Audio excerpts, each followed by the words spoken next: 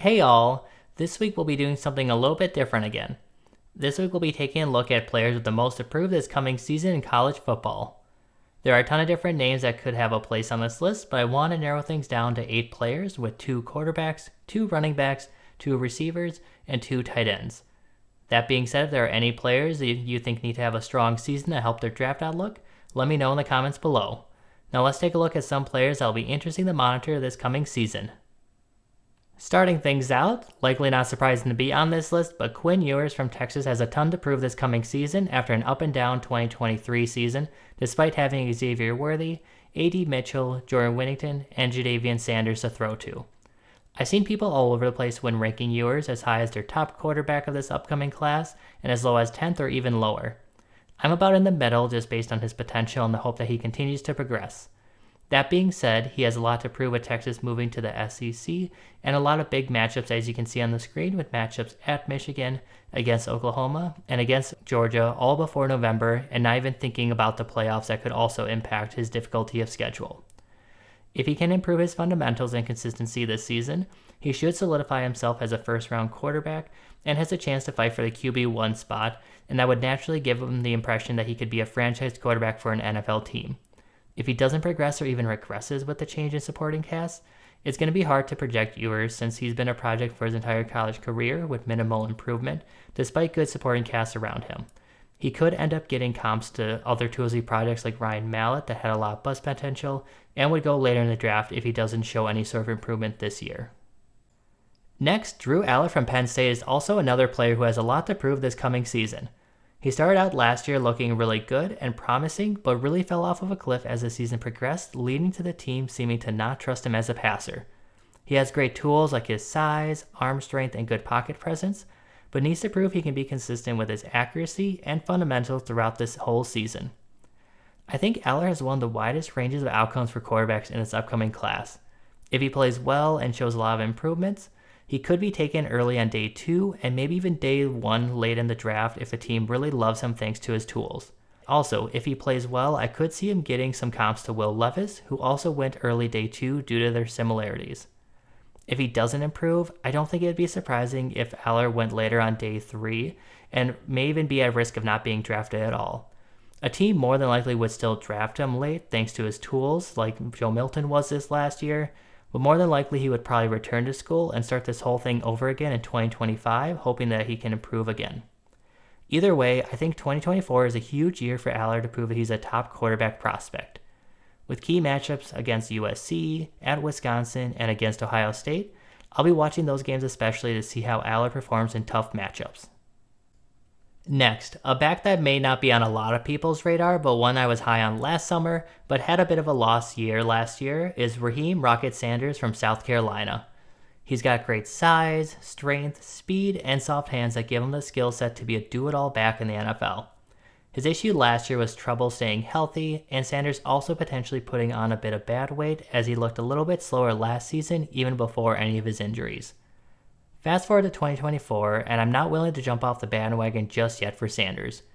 He ended up foregoing the draft last season due to likely bad reports he heard about his draft prospects, so hopefully he can stay healthy and push for possible day 2 draft capital this coming season. It'll be hard with a deep running back class to be considered that early after a lost 2023 season, but as I mentioned, he has all the tools to be a complete back.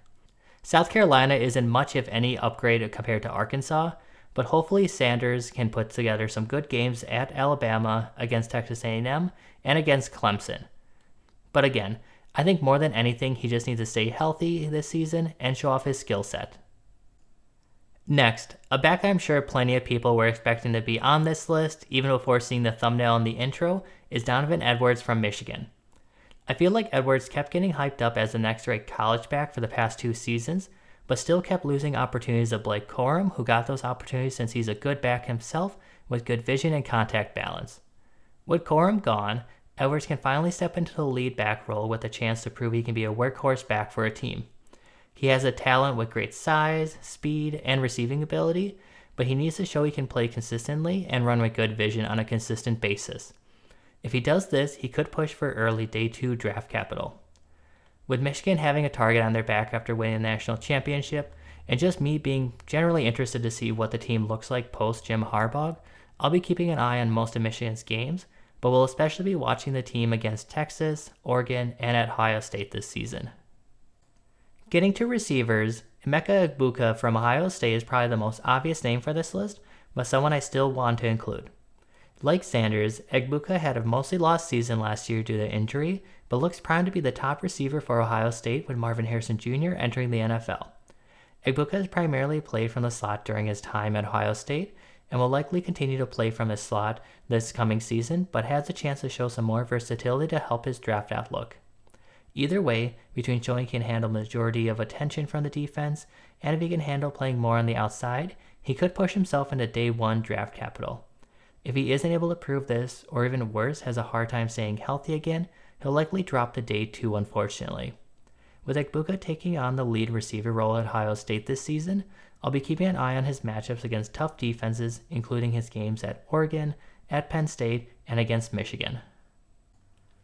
I think there's a lot of options for my other receiver, but the receiver I think has the most to prove this coming season is Stewart from Oregon.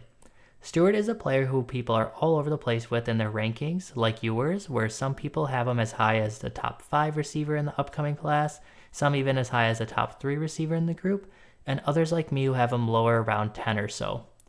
After joining Texas A&M as a 5-star recruit and being the number 1 receiver and 6th overall recruit in his recruiting class, Stewart had a promising freshman year, but took a step back the following year in part due to some injuries.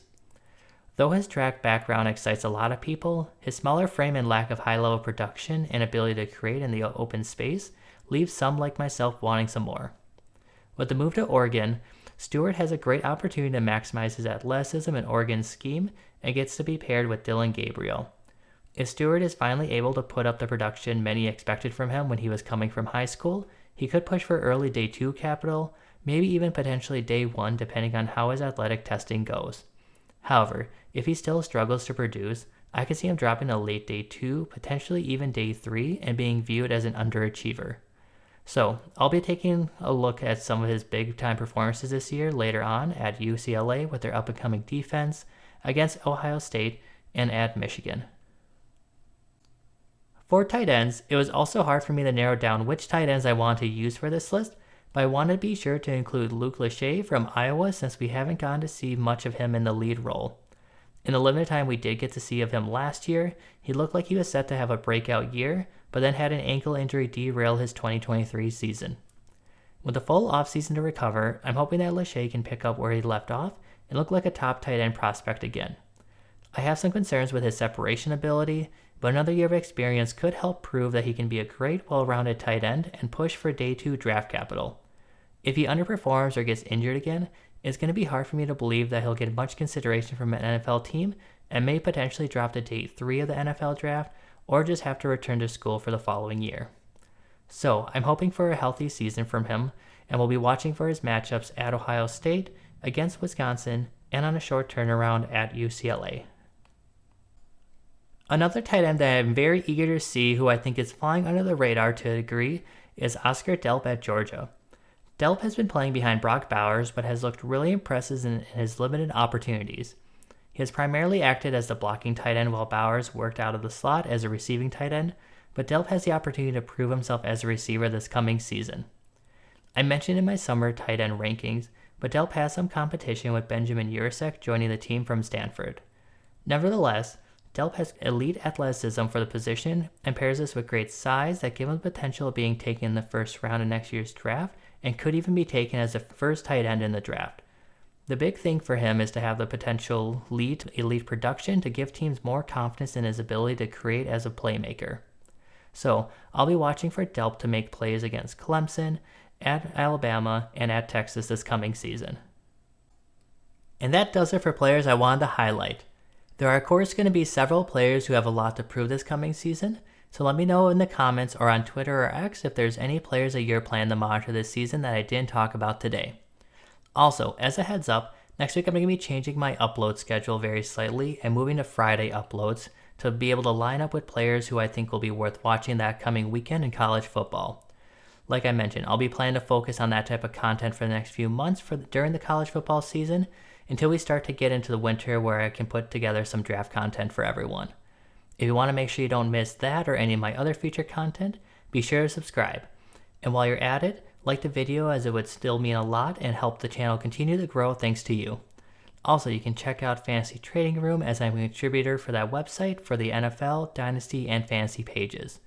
Thank you all and see you all next time.